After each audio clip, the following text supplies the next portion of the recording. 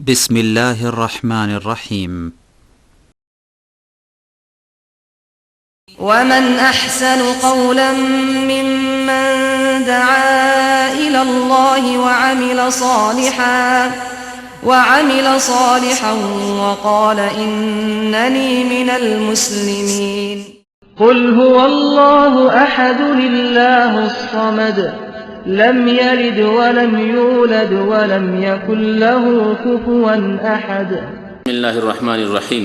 الحمد لله رب العالمين والصلاة والسلام على سيد المرسلين نبينا محمد وعلى آله وصحبه أجمعين. أما بعد، أعوذ بالله من الشيطان الرجيم. وكم أهلكنا قبلهم من قرن هم أشد منهم بطشا فنقبوا في البلاد هل من محيص. يقول المؤلف رحمه الله تعالى: المسألة السابعة الاستدلال بقوم أوتوا قوة في الأفهام والأعمال وفي الملك والمال والجاه، فرد الله ذلك بقوله تعالى: ولقد مكناهم فيما إن مكناكم فيه، وقوله: وكانوا من قبل يستفتحون على الذين كفروا فلما جاءهم ما عرفوا كفروا به، وقوله: يعرفونه كما يعرفون أبناءهم।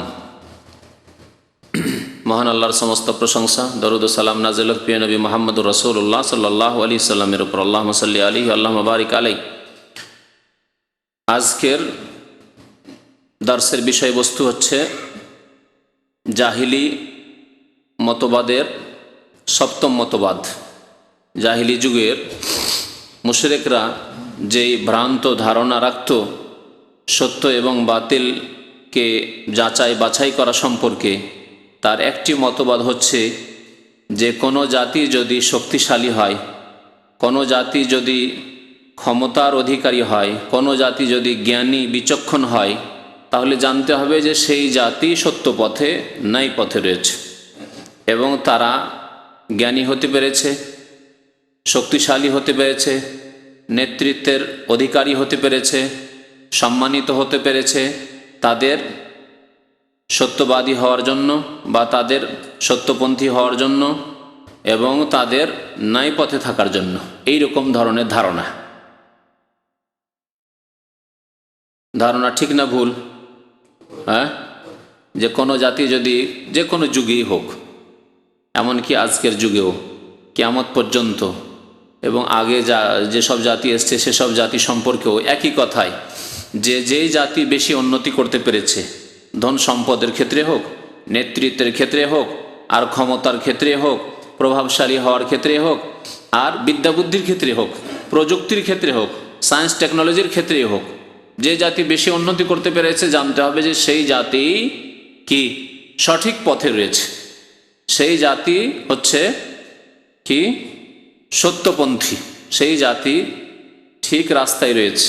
এই রকম ধারণা, এটি ছিল কোন যুগের ধারণা? জাহিলি যুগের মুশরিকদের।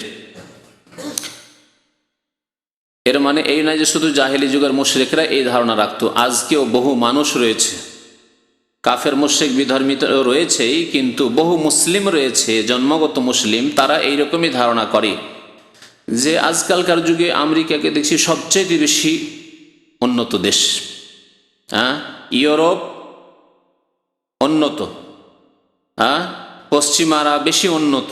তাহলে বোঝা যাচ্ছে তাদের সংস্কৃতি, তাদের সভ্যতা এবং তাদের বিদ্যা বুদ্ধি এবং তারা যেই পথের ওপর রয়েছে সেটি হচ্ছে ভালো পথ।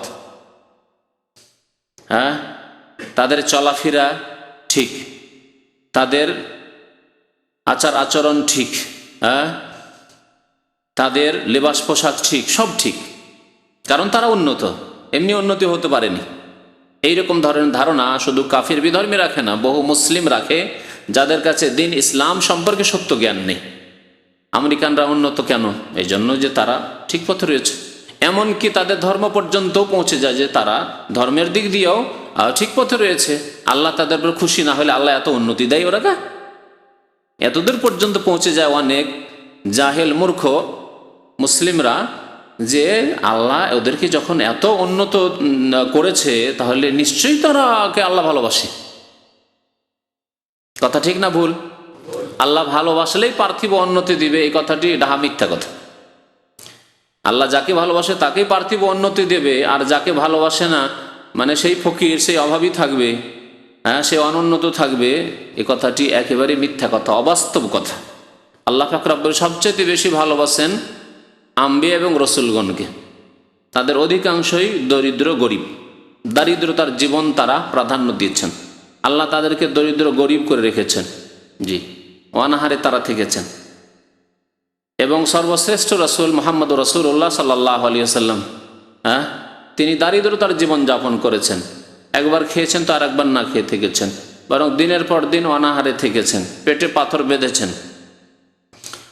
তাহলে কি যদি এই মাপকাঠি ঠিক হয় যে যাকে আল্লাহ বেশি ভালোবাসেন তাকে উন্নতি দান করেন, হ্যাঁ, তাকে বেশি ধন দৌলত দান করেন, এই কথাই যদি নেন, তার নবী করিম সাল্লাল্লাহু আলাইহি ওয়াসাল্লাম কি আল্লাহ ভালোবাসতেন না?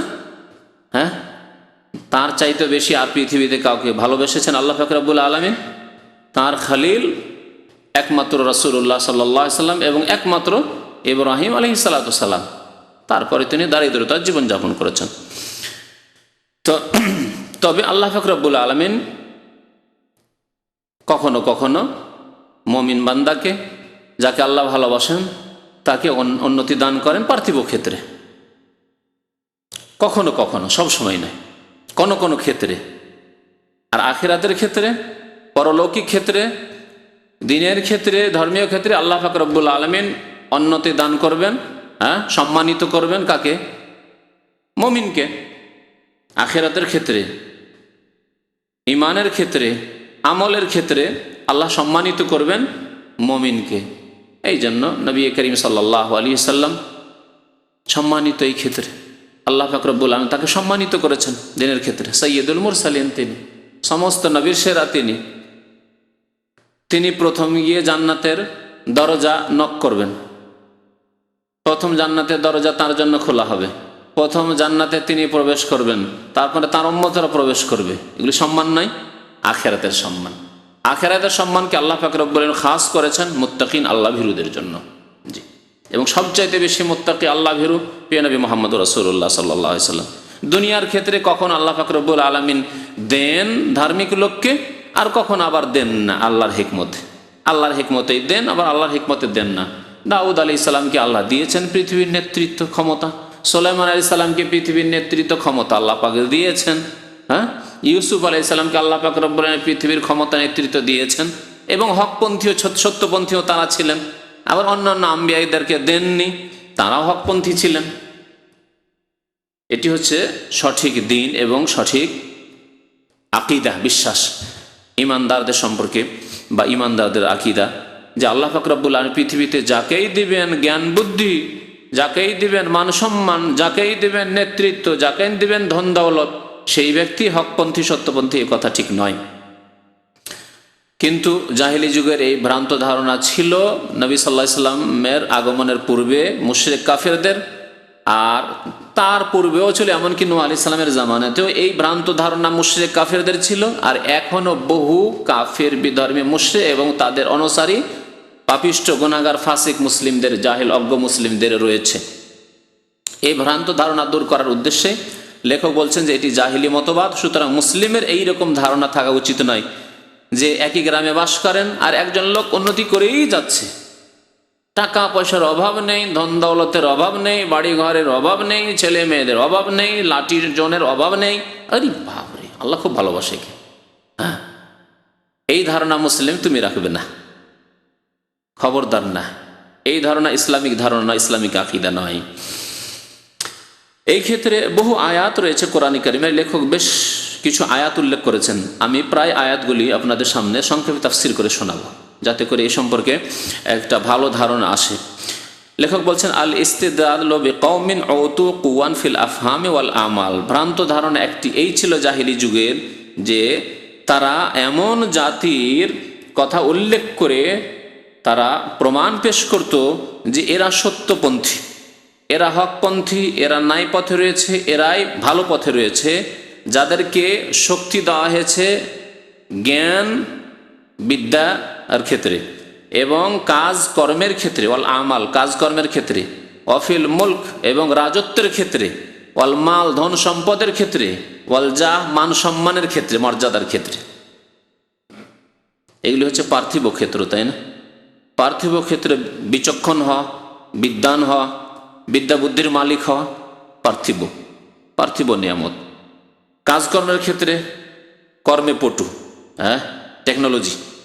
জি, দেখেন আজকাল পৃথিবীতে যতগুলি টেকনোলজি রয়েছে সব কাফেরদের হাতে, তাই না?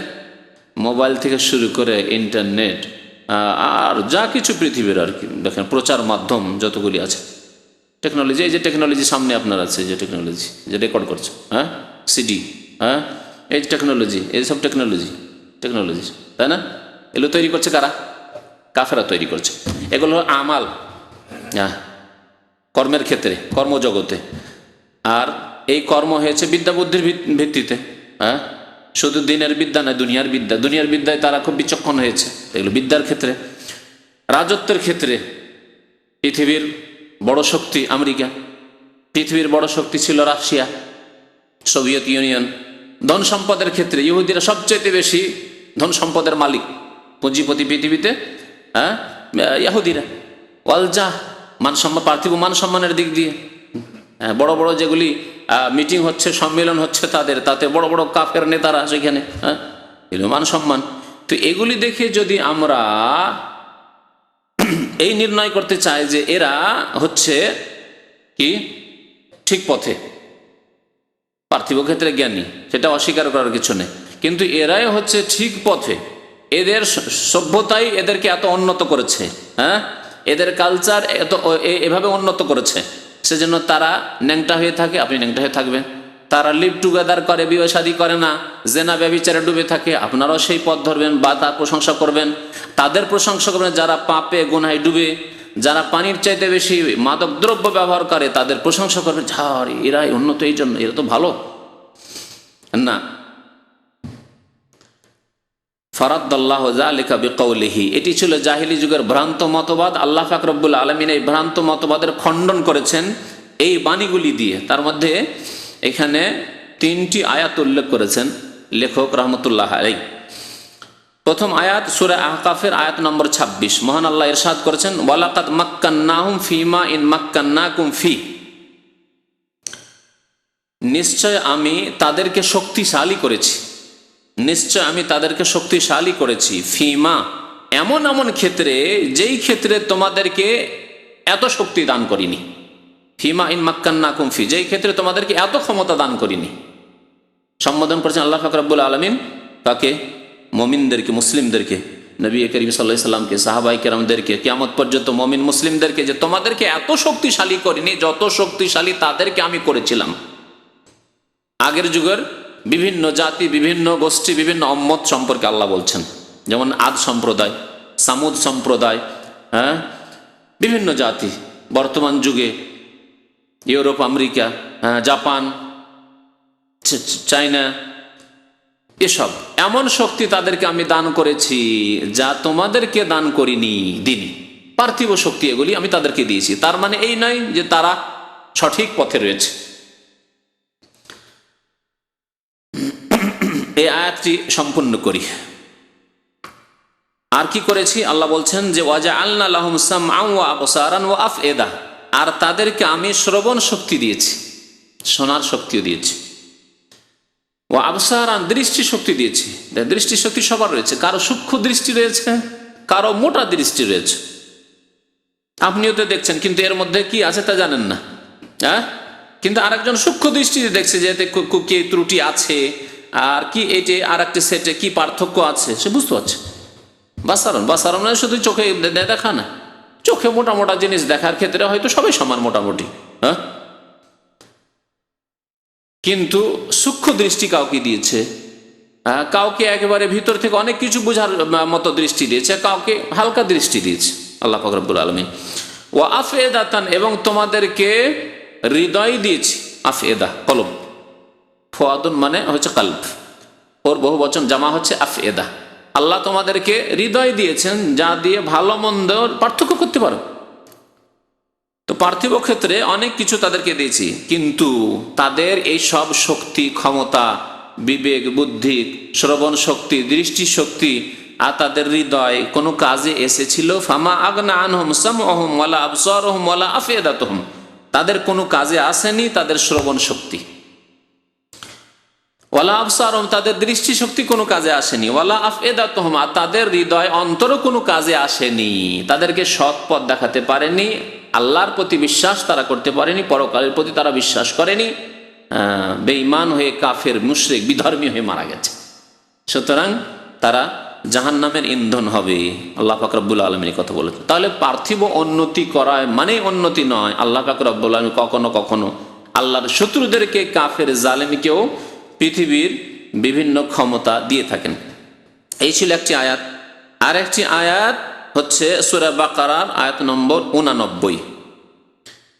এই আয়াতে বিদ্যা বুদ্ধি সম্পর্কে বলা হয়েছে যে কখনো কখনো আল্লাহ পাক রব্বুল আলামিন তার শত্রুদেরকে, কাফেরদেরকে, তাকে যারা অস্বীকার করেছে, জেনে শুনে পর্যন্ত অস্বীকার করেছে, অনেকে না জেনে অস্বীকার করে আর অনেকে জেনে শুনে অস্বীকার করেছে আল্লাহকে, আল্লাহ রসুলকে, আল্লাহর দিনকে, আল্লাহর কিতাব কোরআনে কারীমকে, তাদেরকেও আল্লাহ পাক রব্বুল আলামিন পৃথিবীতে অনেক বিদ্যা বুদ্ধি দিয়েছেন, অনেক বিদ্যা বুদ্ধি দিয়েছেন। আর বিদ্যা বুদ্ধি দেওয়ার মানে এই নয় যে তারা সত্যপন্থী বা তারা আল্লাহর প্রিয় বা তাদেরকে আল্লাহ মুক্তি দেবেন না। এই ক্ষেত্রে এমন একটা আয়াত উল্লেখ করা হয়েছে যে আয়াতের প্রেক্ষাপট আছে, তা হচ্ছে যে মদিনায় মুশরিকেরাও বাস করতো, আওস এবং খাজরাজ, এরা পৌত্তলিক মুশরিক ছিল। পরে যারা মুসলমান হয়ে আনসারি হয়েছিলেন, যাদেরকে আনসার বলা হয়। আর আরেক দল বাস করতো ইহুদিরা, ইহুদিরা বাস করতো। ইহুদিদের সাথে এ মুশরিক পৌত্তলিক আওস এবং খাজরাজ দুইটি গোত্র যে ছিল, এদের সাথে লড়াই ঝগড়া মারামারি কাটাকাটি লেগেই থাকতো। যখন মারামারি কাটাকাটি হইতো তখন ইহুদিরা ধমক দিত কাদেরকে? এ মুশরিকদেরকে, আওস এবং খাজরাজ, পরে যারা মুসলিম হয়ে আনসারি হলেন তাদেরকে। জাহিলি যুগের ঘটনা। ধমক দিত কি বলে? আচ্ছা থামো, দেখবো। কখন দেখবো? একজন নবী আসবেন, আমাদের কিতাবে তাওরাতে আছে একজন শেষ রাসূল নবী আসবেন, যখন আসবেন না তার নেতৃত্বে আমরা লড়াই করবো আর তোমাদেরকে কচু কাটা করবো, জবাই করবো তোমাদেরকে একটা একটা করে। কি মনে করো এখন তোমরা দেখাচ্ছ, ক্ষমতা দেখাচ্ছ আওস খাজরাজ, একদিন তোমরা তো মুশরিক পৌত্তলিক, আমরা হচ্ছে ইহুদি, আমরা তাওরাত মানি, আমরা মুসাকে মানি, আমরা শেষ নবী যখন আসবেন মুহাম্মদ সাল্লাল্লাহু আলাইহি ওয়াসাল্লাম তার অনুসারী হয়ে যাবো আর তোমাদেরকে এক একটা করে জবাই করবো এইভাবে, আর আমরা বিজয় হবো। কারণ বিজয়ের কথা আল্লাহ লিখেছেন, তাওরাতে লিখেছেন আল্লাহ যে যখন শেষ নবী আসবে, যারা শেষ নবীর অনুসারী হবে তাদেরকে আল্লাহ সম্মানিত করে বিজয় দান করবেন, এই ভবিষ্যৎবাণী করতো। আর তারা কি বলতো? ধমক দিয়ে শাসানিমূলক কথাবার্তা বলতো কাদেরকে? মুশরিকদেরকে, আওস এবং খাজরাজকে। আল্লাহ তাই বলছেন ওয়াকানু মিন কাবলু ইস্তাফতিহুনা আলাল্লাযিনা কাফারু।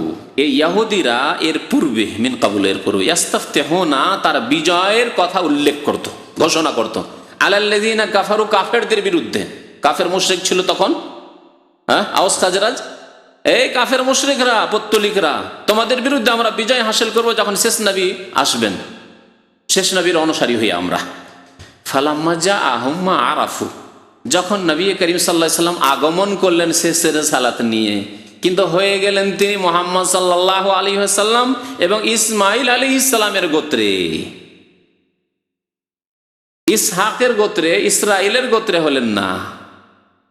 বুঝতে পারলেন না? পারলেন না? ইব্রাহিম আলাইহিস সালামের দুইজন ছেলে ছিলেন, দুইজনের নবী। কে কে? ইসমাইল এবং ইসহাক। ইসমাইলের মায়ের নাম কি? আলাইহিস সালাম। ইসমাইলের মায়ের নাম কি? হাজরা বলে আমাদের দেশে মশহুর, কিন্তু হাজার, হাদিস আছে কি হাজার। ঠিক আছে, আমাদের দেশের লোকেরা হাজেরা রাখে, সেজন্য হাজরা করে চোখে হাজার। আর ইসহাক আলাইহিস সালামের মায়ের নাম সারা, সাহারা নয়, সারা। জি, প্রথম বিয়ে করেছেন ইব্রাহিম আলাইহিস সালাম সারাকে। সন্তান সন্ততি হচ্ছে না, একবারে বৃদ্ধই হয়ে গেলেন, নিরাশ হয়ে গেলেন। যাই হোক, তারপরে হাজেরার সাথে বিয়ে হলো, ইসমাঈল আলাইহিস সালামের জন্ম হলো। ইসমাঈল আলাইহিস সালামের যখন জন্ম হলো তখন তারপরে সারার পেটেও জন্ম নিলেন ইসহাক আলাইহিস সালাম। ইসমাঈলও নবী হলেন, ইসহাকও নবী হলেন। এই দুই জন থেকে দুইটি বিরাট বংশ হলো। ইসমাঈল আলাইহিস সালামকে আল্লাহ পাক রব্বুল আলামিন আদেশ করলেন ইব্রাহিম আলাইহিস সালামকে যে একে নিয়ে এর মাকে কোথায় রেখে আসো? মক্কায় রেখে আসো। মক্কায় রেখে চলে গেলেন। মক্কা এলাকাকে আল্লাহ পাক রব্বুল আলামিন ইসমাইল আলাইহিস সালামকে দিয়ে আবাদ করলেন। আর ইসহাক আলাইহিস সালাম শাম দেশে থেকে গেলেন। ইরাকের মানুষ ছিলেন ইব্রাহিম আলাইহিস সালাম, ইরাক থেকে হিজরত করে চলে শাম দেশে, শাম মিশর এসব হিজরত করেছেন, ওই দিকে থেকে গেলেন ইসহাক আলাইহিস সালাম। ইসহাক আলাইহিস সালাম থেকে আল্লাহ পাক বহু আম্বিয়া এবং রসুল পয়দা করলেন। হ্যাঁ, মুসা, ঈসা, ইউসুফ, ইয়াকুব, ইয়াহিয়া, জাকারিয়া, সমস্ত আম্বিয়া রসুল ইসহাক আলাইহিস সালামের বংশোদ্ভূত। বহু আম্বিয়া আসলেন ইসহাক আলাইহিস সালামের গোত্রে। ইহুদিদের আশা ছিল, যারা তাওরাতের অনুসরণে দাবি করত তাওরাত বিকৃত করার পরে, তাদের আশা ছিল যে এতগুলি নবী যখন আমাদের এই বংশে বানু ইসহাকে, আর ইসহাক আলাইহিস সালামের ছেলের নাম কি ছিল? কে বলতে পারেন? ইয়াকুব। ইয়াকুব আলাইহিস সালামের অপর আরেকটি নাম ছিল, তা হচ্ছে ইসরাইল। ইসরাইল, ইসরাইলকে ইংরেজিতে বাংলাতে ইসরাইল বলছে।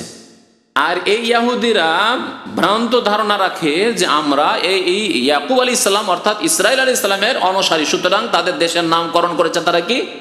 ইসরাইল বা ইসরাইল। আরবিতে ইসরাইলি বলা হয়, বাংলায় ইংরেজিতে যে ওইটাকে তারা ইসরাইল বলছে। এই দেশের নাম ওখান থেকে এসছে, তারা নিয়েছে। কিন্তু এরা ইসরাইল আলাইহিস সালামের বা ইয়াকুব আলাইহিস সালামের সত্যিকার অনুসারী নয়। যেমন আমাদের দেশের কবর পূজারী, মাজার পূজারী, পীর পূজারী, আটরসি, মাইজ ভান্ডারী, চর্মনাই, শস্যিনা, এসব প্রিয় নবী মুহাম্মদ রাসূলুল্লাহ সাল্লাল্লাহু আলাইহি ওয়াসাল্লামের সত্যিকার অনুসারী নয়, কিন্তু তারা দাবিদার। তারা দাবি করে নাকি যে সবচেয়ে বেশি তারা অনুসারী মুহাম্মদ রাসূলুল্লাহ সাল্লাল্লাহু আলাইহি ওয়াসাল্লামের। এইরকমই ইহুদিরা যারা ইসরায়েল দেশ, এরা ফিলিস্তিনকে দখল করে আছে, তাদের ধারণা, ভ্রান্ত দাবি যে আমরা ইয়াকুব আলাইহিস সালাম, তার অপর নাম ইসরাইল, তার অনুসারী, সুতরাং আমাদের দেশের নাম আমরা কি রাখবো? ইসরাইল। ইসরাইল। বুঝলেন না? বুঝলেন না? হ্যাঁ, এইরকম বহু জাতি রয়েছে যারা আসলে অনুসরণ করে না, কিন্তু ভ্রান্ত দাবি রাখে। মক্কার কাফের মুশরিকরা যেমন ভ্রান্ত দাবি রাখতো যে আমরা ইব্রাহিম খলিলুল্লাহর অনুসারী, কিন্তু তারা ইব্রাহিম আলাইহিস সালাম অনুসরণ করেনি। তারা কবর মাজার পূজা করতো, আর তারা পুতুল পূজা করতো। 360টি মূর্তি রেখে কাবার চারিদিকে পূজা করত। ইব্রাহিম আলাইহিস সালাম, যিনি তাদের পূর্বপুরুষ, পুতুল ভেঙেছিলেন না? ভাঙেননি। আর তাদের সন্তানরা, তার সন্তানরা পরে এই মক্কার মুশরিকরা, তারা এই পুতুল পূজা শুরু করার বলে ইব্রাহিম আলাইহিস সালামের ধর্ম, এটি হচ্ছে ইব্রাহিম আলাইহিস সালামের ধর্ম। তাহলে ভ্রান্ত দাবি নয়। এইরকম ভ্রান্ত দাবিদার মুসলিম জাতিতে বহু রয়েছে, যারা দাবি তো করে যে তারা সাচ্চা মুসলমান, দাবি করে যে তারা সত্যি মোহাম্মদ রাসূলুল্লাহকে ভালোবাসেন, মোহাম্মদ রাসূলুল্লাহর অনুসারী, কিন্তু নবী সাল্লাল্লাহু আলাইহি ওয়াসাল্লামের সুন্নত আদর্শ অনুসরণের সাথে তার দূরেরও সম্পর্ক নেই, অনেক দূরে চলে গেছে তারা। আর তাদের দিকে ইঙ্গিত করলাম, যারা কবর মাজার পূজায় লিপ্ত রয়েছে, যারা পীর পূজায় লিপ্ত রয়েছে, পীর মুরিদের বায়াতে লিপ্ত রয়েছে, যারা তাসাউফে লিপ্ত রয়েছে, কথা বুঝতে পেরেছেন? যারা মুরিদ বানায়, এরা হচ্ছে ওই রকম, এরা হচ্ছে ওই রকমই। জি, যেমন ইহুদিরা দাবি করে মুসা আলাইহিস সালামের অনুসরণের, ইয়াকুব আলাইহিস সালামের অনুসরণ, কিন্তু ইয়াকুব আলাইহিস সালাম, মুসা আলাইহিস সালামের সাথে তাদের দূরেরও সম্পর্ক নেই। সম্পর্ক হইতে হবে আকীদার, আমলের, অনুসরণের, খাঁটি সম্পর্ক হইতে হবে, তাহলেই সম্পর্ক থাকবে। আর মুখের দাবি করলে অনুসরণ হয় না, আর সম্পর্ক থাকে না।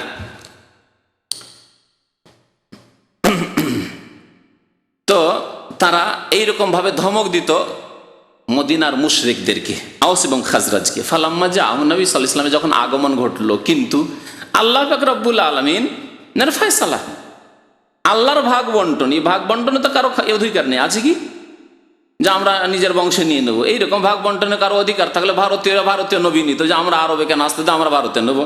হ্যাঁ, বাঙালিরা বলতে আমরা বাঙালি নবী নেবো, আমরা ওইখানকার নবী নেবো কেন? সামদেশের লোকের বলতে আমরা সামদেশের নবী নেবো, ইউরোপিয়ানরা বলতে আমরা ইউরোপীয় নবী নেবো, আফ্রিকানরা বলতে আমরা কালো মানুষ কালো নবী নেবো।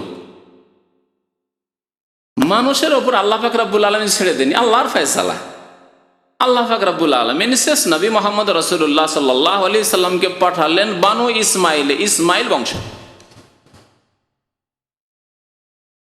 তখন হয়ে গেল পেটে হিংসা জন্মে গেল কাদের? ইহুদিদের। জি, কি হলো? এ কেমন কথা হলো?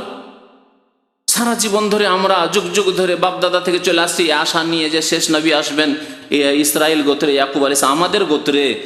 আর কোথায়? মক্কাতে ইসমাইল গোত্রে। না, মানা যাবে না। আল্লাহ পাক রব্বুল তাদের কথা বলেছেন যে তারা জেনে শুনে হিংসা করে হিংসামূলক অস্বীকার করেছিল জানাশোনা সত্ত্বেও। তাই আল্লাহ বলছেন এখানে ইয়া আল্লাযীনা আতাইনাহুমুল কিতাবা ইয়ারিফুনাহু কামা ইয়ারিফুনা আবনাআহুম, যাদেরকে আমি কিতাবের জ্ঞান দিয়েছিলাম অর্থাৎ তাওরাতের জ্ঞান দিয়েছিলাম ইহুদিদেরকে, তারা প্রিয় নবী মুহাম্মদ সাল্লাল্লাহু আলাইহি সাল্লামকে চিনতো। কেমন ভাবে চিনতো?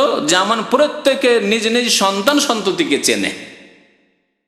কে আছে যে চোখের সামনে ছেলে মেয়ে লালিত পালিত হচ্ছে, দূরেও নয় প্রবাসী জীবনও নয়, আর ছেলে মেয়েকে বলছে না চিনি না, তো এটা কার ছেলে? আছে এরকম পৃথিবীতে? কেউ নেই পৃথিবীতে। ওই রকম ভাবে ইহুদিরা মুহাম্মদ রাসূলুল্লাহ সাল্লাল্লাহু আলাইহি সাল্লামকে তাদের কিতাবে ভবিষ্যদ্বাণী রয়েছে এবং নবী সাল্লাল্লাহু আলাইহি সাল্লামের নবুয়তের যেসব লক্ষণ রয়েছে সেসব দেখে তারা চিনত, ছেলের মতো চিনত। ইয়ারিফুনাহু কামা ইয়ারিফুনা আবনাআহুম। তো যখন নবী সাল্লাল্লাহু আলাইহি সাল্লামের আগমন ঘটলো ইসমাইল গোত্রে, তখন তারা কি করলো? কাফারু বিহি, তখন মুহাম্মদ সাল্লাল্লাহু আলাইহি সাল্লামকে তারা অস্বীকার করলো, কুফরি করলো। তা মানবো না আমরা। কাফারু বিহি ফালানাতুল্লাহ আলাল কাযিবিন, মিথ্যুকদের ওপর আল্লাহর অভিশাপ। এই তিনটি আয়াত উল্লেখ করেছেন লেখক। তো এতে আসল বিষয়বস্তু কি? যে জাহিলি মতবাদ হচ্ছে যে কোনো জাতি যদি বিদ্যা বুদ্ধির ক্ষেত্রে, ক্ষমতার ক্ষেত্রে, মান সম্মানের ক্ষেত্রে, নেতৃত্বের ক্ষেত্রে যদি দেখা যায় যে শক্তিশালী, তাহলে তারাই সত্যপন্থী। এই কথাটি ভ্রান্ত কথা। এর প্রমাণে বহু আয়াত রয়েছে। আল্লাহ পাক রব্বুল আলামিন একটি আয়াতে ইরশাদ করেছেন যে ওয়াইযা তুতলা আলাইহিম আয়াতুনা বাইয়িনাতিন ক্বালাল্লাযীনা কাফারু লিল্লাযীনা আমানু আইয়ুল ফারিকাইনি খায়রুম মাকামা ওয়া আহসানু নাদিয়া। কাফেরদেরকে যখন কোরআনে কারীমের আয়াত তিলাওয়াত করে প্রিয় নবী সাল্লাল্লাহু আলাইহি ওয়াসাল্লাম শোনাতেন, সূরা মারইয়ামের আয়াত নম্বর 73-74 এই আয়াতগুলি রয়েছে। মহান আল্লাহ ইরশাদ করেছেন, যখন তাদেরকে কোরআনের পাকের আয়াত তিলাওয়াত করে শোনানো হতো, স্পষ্ট আয়াত, ক্বালাল্লাযীনা কাফারু, তখন কাফেররা বলতো, লিল্লাযীনা আমানু, মুমিনদেরকে, সাহাবায়ে কেরামদেরকে, আইয়ুল ফারিকাইনি খায়রুম মাকামান ওয়া আহসানু নাদিয়া। আচ্ছা তোমরা বলো যে আমরা যাদেরকে তোমরা কাফের বলছো, আমরা মুহাম্মদ সাল্লাল্লাহু আলাইহি ওয়াসাল্লামকে মানি না আর তোমরা মুহাম্মদকে মানো, এই দুই দলকে দুই দিকে রাখো আর দেখো যে কারা বেশি সম্মানিত আর কাদের মজলিস জাঁকজমকপূর্ণ। তোমাদের মজলিস, মুহাম্মদ সাল্লাল্লাহু আলাইহি ওয়াসাল্লামের মজলিস, মুসলিমদের মজলিস জাঁকজমকপূর্ণ না আমাদের মজলিস জাঁকজমকপূর্ণ? তাহলে যাদের মজলিস জাঁকজমকপূর্ণ আর যারা বেশি সম্মানিত, সমাজে যাদের মান মর্যাদা রয়েছে, তারাই তো হচ্ছে শ্রেষ্ঠ আর তারাই হচ্ছে সত্যপন্থী। এ কথা মুশরিকরা বলতো। আজকাল পৃথিবীর যখন মজলিসগুলিতে, আন্তর্জাতিক মজলিসগুলি যখন দেখবেন, তখন এইরকমই অনেকেই ধোঁকা খেয়ে যাচ্ছে।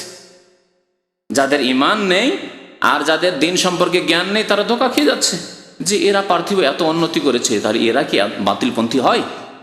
এদের সংস্কৃতি সভ্যতা কি এত খারাপ হয়? না, এটি ঠিক। উন্নতির রহস্য এখানে আছে, যারা উন্নতি করতে পেরেছে এই জন্য। কি বলবো আপনাকে, আশ্চর্য হয়ে যাবেন। দাড়িওয়ালা মুসলমান, শুধু মুসলমান নয়, মুসলমান দাড়িওয়ালা, নামাজ পড়া মুসলমান, তার জবান থেকে শুনেছে এরকম কুফরি কথা। যখন পর্দার ওপর তার জ্বলন, বোরখার ওপর জ্বলন, দেখতে পায়নি সে, নতুন বউ কারো এসছে দেখতে পায়নি, আর বোরখার ওপর বোরখা পরে এসছে, বউ দেখালো না, তখন তার কথা যে মুসলিম জাতি উন্নতি করবে কি করে? পর্দা তো সবচেয়ে বড় বাধা তাদের উন্নতিতে।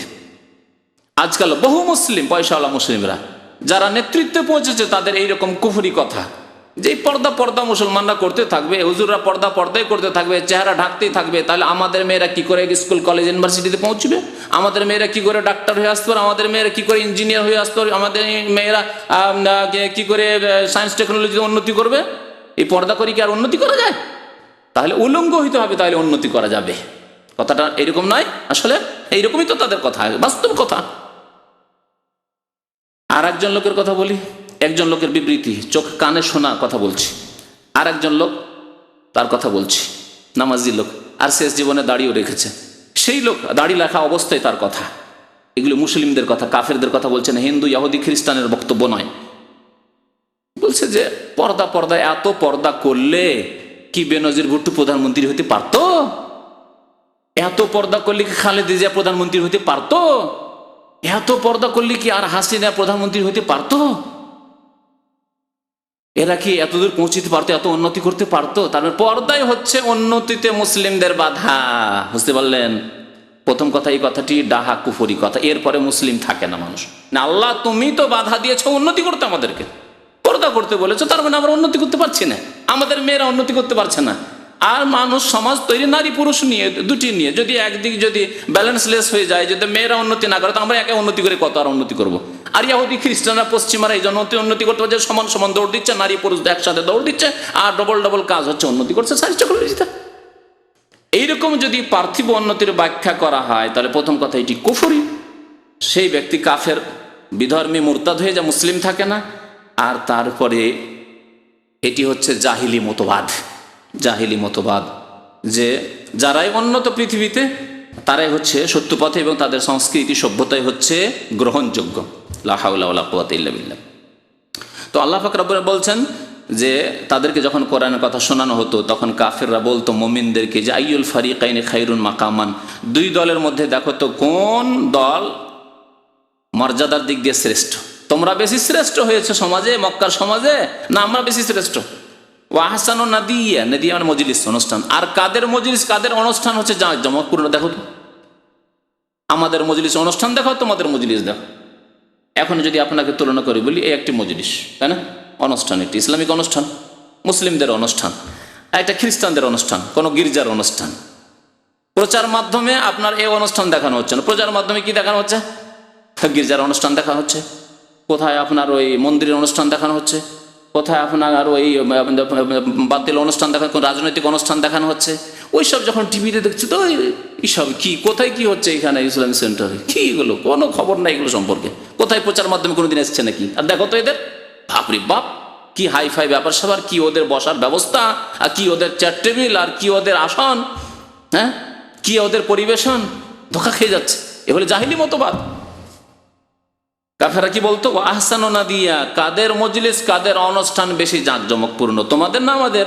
যখন আমাদের, কাফেররা বলছে যে আমাদের যখন মজলিস জাঁকজমকপূর্ণ আর আমরা বেশি শ্রেষ্ঠ, তাহলে আমরাই সত্য পথে, হক পথে রয়েছি। মোহাম্মদ আর মোহাম্মদের অনুসার হক পথে নয়, সত্য পথে নয়। আল্লাহ পাক রব্বুল তার খণ্ডন করে জবাব, ফাকালা তাআলা রাদ্দান আলাইহিম, তাদের খণ্ডন করে জবাব দিচ্ছেন, ওয়াকাম আহলাকনা ক্বাবলাহুম মিন কারনিন, হে মুশরিক, হে কাফেররা, হে মক্কার মুশরিকরা, পত্তলিকরা, তোমাদের পূর্বে বহু জাতিকে আমি ধ্বংস করেছি। ওয়াকাম আহলাকনা ক্বাবলাহুম, তাদের পূর্বে বহু জাতিকে ধ্বংস করেছি। হুম আহসানু আসাসা, যারা সাজ সরঞ্জামের দিক দিয়ে, সম্পদের দিক দিয়ে অনেক কি ছিল? শ্রেষ্ঠ ছিল। আর ওয়ারিআ, আর জাঁকজমকপূর্ণ দেখার দিক দিয়ে অত্যন্ত সুন্দর তারা ছিল। তারা তাদের অনুষ্ঠান, তাদের ঘর বাড়ি দেখার দিক দিয়ে কত সুন্দর ছিল। তারপরেও সেসব জাতিকে আমি কি করেছি? ধ্বংস করে দিয়েছি, সমূলে বিনাশ করে দিয়েছি। সূরা মারইয়াম আয়াত নম্বর ৭৪। মহান আল্লাহ আরো ইরশাদ করেছেন, আওয়ালাম ইয়াসিরু ফিল আরদি ফায়ানজুরু কাইফা কানা আকিবাতুল লাযিনা মিন ক্বাবলিহিম ওয়া কানু আশাদ্দা মিনহুম কুওয়াহ ওয়া মা কানা আল্লাহু লিইউজিজাহু মিন শাইইন ফিস সামাওয়াতি ওয়ালা ফিল আরদ ইন্নাহু কানা আলিমান কাদিরা। সূরা ফাতির আয়াত নম্বর ৪৪। মহান আল্লাহ বলছেন, পৃথিবীতে ভ্রমণ করে দেখো। কাফেররা তো পৃথিবীতে ভ্রমণ করতো, অনেক এলাকা যেত, শাম দেশে যেত, আর এমন দেশে তারা যেত, ব্যবসায়ী সফরে তারা যেত। আজকাল পৃথিবীতে অনেকে বিভিন্ন দেশ ভ্রমণ করছেন। আল্লাহ বলছেন, আওয়ালাম ইয়াসিরু ফিল আরদে, তারা পৃথিবীতে ভ্রমণ করে কি দেখে না? ফায়ানজুরু কাইফা কানা আকিবাতুল লাযিনা মিন ক্বাবলিহিম, এর পূর্বে যে সব জাতি ছিল তাদের পরিণাম কি হয়েছে। আকিবা মানে পরিণাম, তাদের পরিণাম কি হয়েছে। যাও তাবুক এলাকায় গিয়ে দেখো যে সামুদ জাতির পরিণাম কি হয়েছে। চলে যাও ওমান আর ইয়ামানের বর্ডারে, আদ সম্প্রদায়কে আল্লাহ ধ্বংস করেছেন। আর যে এলাকা এখনো রবুল খালি, কোনো জনবস্তি নেই, শুধু বালি আর বালি, রবুল খালি বলা হয়, মানে জাজিরা, সৌদি আরবের চতুর্থ অংশ শুধু খালি হয়ে শূন্য হয়ে পড়ে আছে, কোনো মানুষ বসবাস করতে পারে না। ওই এলাকায় আল্লাহ পাক রব্বুল আলামিন আদ সম্প্রদায়কে ধ্বংস করেছেন। আর এসব জাতি কত শক্তিশালী ছিল। আল্লাহ বলছেন, লাম ইউখলাক মিসলুহা ফিল বিলাদ, এদের মতো শক্তিশালী জাতি পৃথিবীতে আর কাউকে আমি তৈরি করিনি। ওই ওমানের বর্ডার, ওমান এবং ইয়ামানের কাছাকাছি এলাকা। এইরকমই লূত আলাইহিস সালামের জাতিকে আল্লাহ পাক রব্বুল আলামিন ধ্বংস করেছেন। এমন করে ধ্বংস করেছেন যে সেই এলাকা একবার মৃত সাগর বলে প্রসিদ্ধ।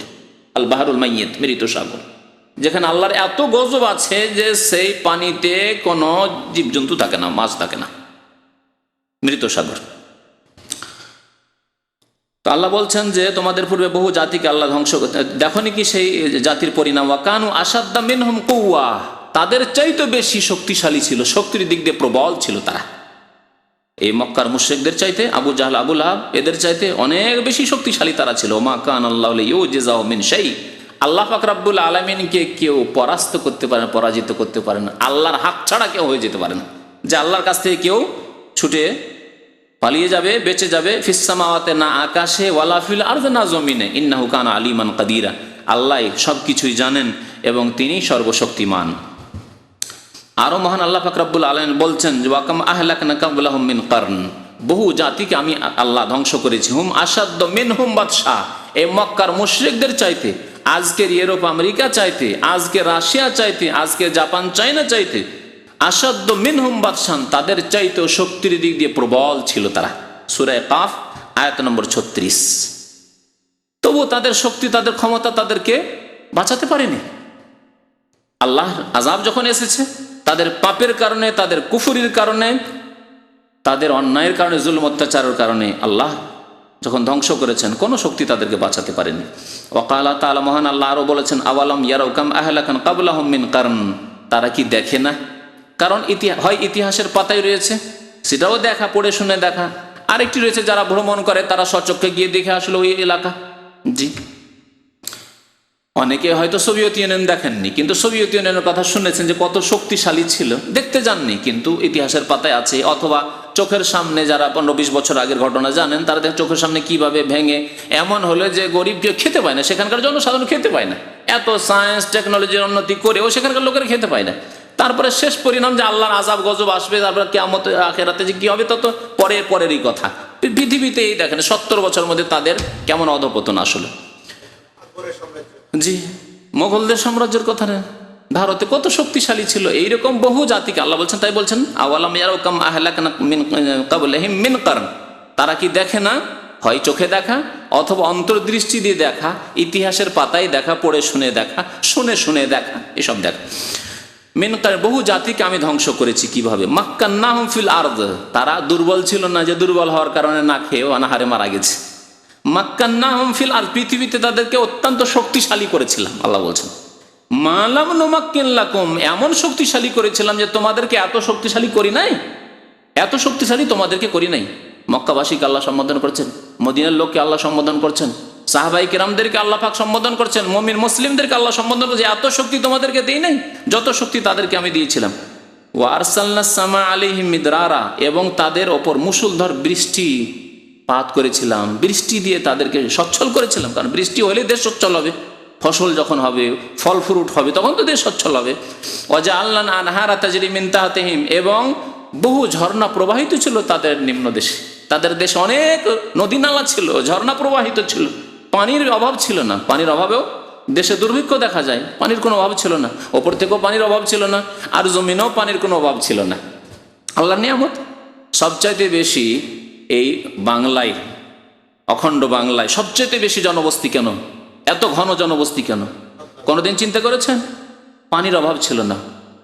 প্রাচীন যুগে তো সায়েন্স আর টেকনোলজির এত উন্নতি ছিল না, আর চাকরির এত ব্যবস্থা ছিল না যে চাকরি করে খাবো, জমি জায়গায় থাক আর না থাক, একটা ভাড়া বাড়িতে থাকছি আর চাকরি করে খুব সুখে খাচ্ছি, বাড়ি ঘর থাক আর না থাক, ভাড়া বাড়িতে আছি আর একটা ব্যবসা করে উন্নতি করছি, এত এইসব ছিল না। ছিল কি?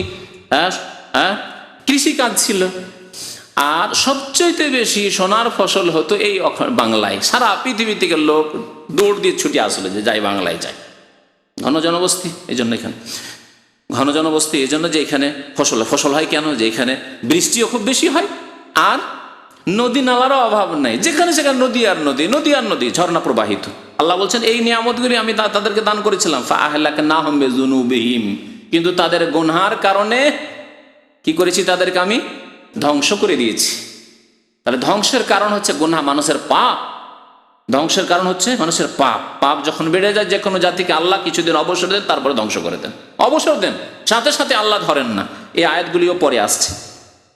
ওয়া আনশা'না মিন বাদিহিম কারণ আখারিন, আর তাদের পরে অন্য বহু জাতিকে আমি সৃষ্টি করলাম। এক জাতিকে ধ্বংস করে দিলাম, আর এক জাতিকে সৃষ্টি করলাম, আর এক জাতিকে নেতৃত্ব দিলাম, আর এক জাতিকে নিয়ে আসলাম। আল্লাহ পাক রব্বুল আলামিনের নীতিমালা হচ্ছে এই। যে কোনো জালেম জাতিকে আল্লাহ ধ্বংস করার পরে আরেক জাতিকে নিয়েছেন, আরেক জাতি জুলম অত্যাচার করেছে, তারা যখন সীমা লঙ্ঘন করেছে আল্লাহ তাদেরকে ধ্বংস করে আরেক জাতিকে আল্লাহ পাক নিয়ে এসছেন।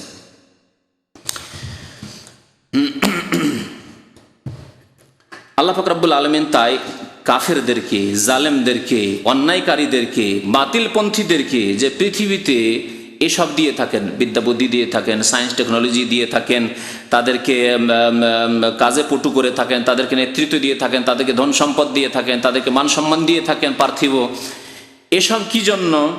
এসব হচ্ছে আল্লাহর পক্ষ থেকে কিছুদিনের জন্য ছাড়, অবসর। আল্লাহ অবসর দেন, ইস্তিদরাজকে বলা হয় অবসর দেওয়া। এগুলি কয়েকটি আয়াতে আল্লাহ পাক রব্বুল আলামিন উল্লেখ করেছেন। ফালাম্মা নাসু মা যুক্কিরু বিহি, আল্লাহ বলছেন তাদেরকে যে উপদেশ দেওয়া হয়েছিল আমার পক্ষ থেকে, মা যুক্কিরু বিহি, আম্বিয়া এবং রাসূলগণ এসে ৭০ দিনের যে উপদেশ দিয়েছিল তা যখন তারা ভুলে গেল মানে অমান্য করলো, মানলো না, অথবা গাফিলতি করলো, হয়তো মানতো, তারপরে এই চলতে চলতে যদি ধীরে ধীরে এমন ঢিলা হতে হতে আজকাল বেনামাজি মুসলমানদের মতো একদল কাফের, তারা প্রিয় নবী মুহাম্মদ সাল্লাল্লাহু আলাইহি ওয়াসাল্লামকে অস্বীকার করেছে, ঠিক না? তারা কাফের। আর যারা মুসলিম তারা অস্বীকার তো করেছে, কিন্তু সাহাবায়ে কেরাম, তাবেঈন, তাবা তাবেঈন, আগের যুগের মুসলিমদের সন্তানরা বেনামাজি হইতো না। ধীরে ধীরে এরা তো জাতিতে মুসলমান, যেমন আমরা আজকালকার মুসলমান, জাতিতে তো মুসলমান, বাবা ছিল নামাজি, ছেলে নামাজি নয়, মা ছিল পর্দানাসীন, মেয়ে পর্দানাসীন, বিহায়া বেপর্দা পর্দানাসীন নয়। এইভাবে ধীরে ধীরে নাসু মা যুক্কিরু বিহি, যে উপদেশ তাদেরকে দেওয়া হয়েছিল কোরআনে কারিমে, নবী সাল্লাল্লাহু আলাইহি ওয়াসাল্লামের মাধ্যমে, সাহাবায়ে কেরামদের মাধ্যমে, আইম্মায়ে কেরামদের মাধ্যমে, উলামায়ে কেরামদের মাধ্যমে, নাসু, তা ভুলে গেল। তারা ভুলে গেল, তখন আল্লাহ কি করলেন? আল্লাহ সাথে সাথে আবার শাস্তি দেন না। নতুন কথা শুনবেন, হয়তো এরকম কথা শোনার অপেক্ষা করছেন আপনারা, যে যখন তারা ভুলে গেল তখন আল্লাহ কি করলেন? শাস্তি দিলেন না। আল্লাহ বলছেন ফাতাহনা আলাইহিম আবওয়াবা কুল্লি শাই, তখন সমস্ত কিছুর দরজা সমূহ আমি কি করলাম? উন্মুক্ত করে দিলাম, খুলে দিলাম। যখন বাবা ছিল নামাজি, ছেলে বেনামাজি, মা ছিল পর্দানাসীন, মেয়েরা কলেজ ইউনিভার্সিটি ধরে পর্দা করলে উন্নতি করা যায় নাকি? এই করেই তো আমার মা নিরক্ষর থেকে গেছে, একটা লেখাপড়া জানতো না, টাকা টিপসই দিতে হইতো, হ্যাঁ, পর্দা করা যাবে না। এইসব যখন করতে লাগলো তখন আল্লাহর আযাব আসে না। প্রথম কি আছে? ফাতাহানা আলাইহিম আবওয়াবা কুল্লি শাই, আল্লাহ তখন দরজা খুলে দেন চাকরির।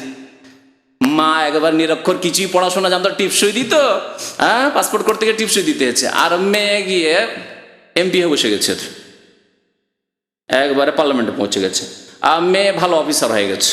হ্যাঁ, বাবা ছিল অশিক্ষিত চাষি, আর ছেলে একবারে সচিবালয়ে পৌঁছে গেছে।